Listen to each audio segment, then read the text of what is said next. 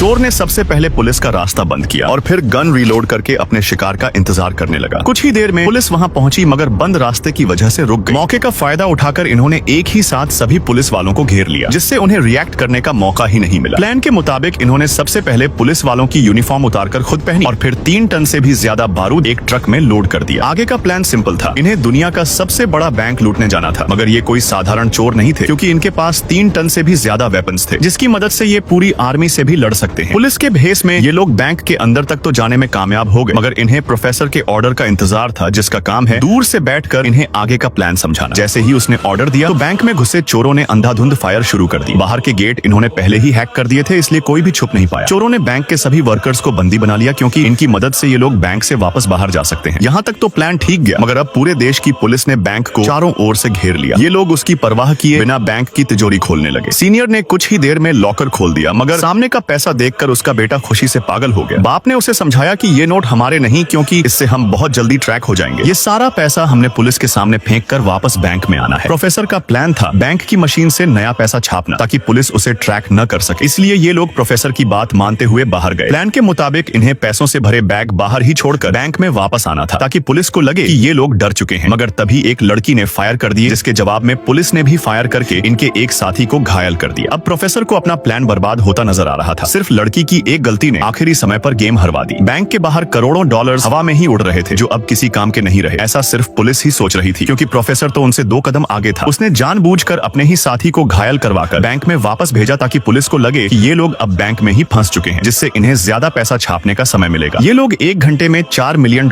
के नए नोट छाप रहे थे। पुलिस सोच भी नहीं सकती थी कि जितना पैसा इन्होंने बैंक के बाहर छोड़ा था, वो तो आटे में नमक के बराबर था। ये लोग जितनी देर लगाते, बाहर की सिक्योरिटी उतनी ही टाइट होती जा रही थी। मगर पुलिस वाले चाहकर भी अंदर नहीं जा सकते थे, क्योंकि अंदर 50 से भी ज्यादा लोगों की जान को खतरा था।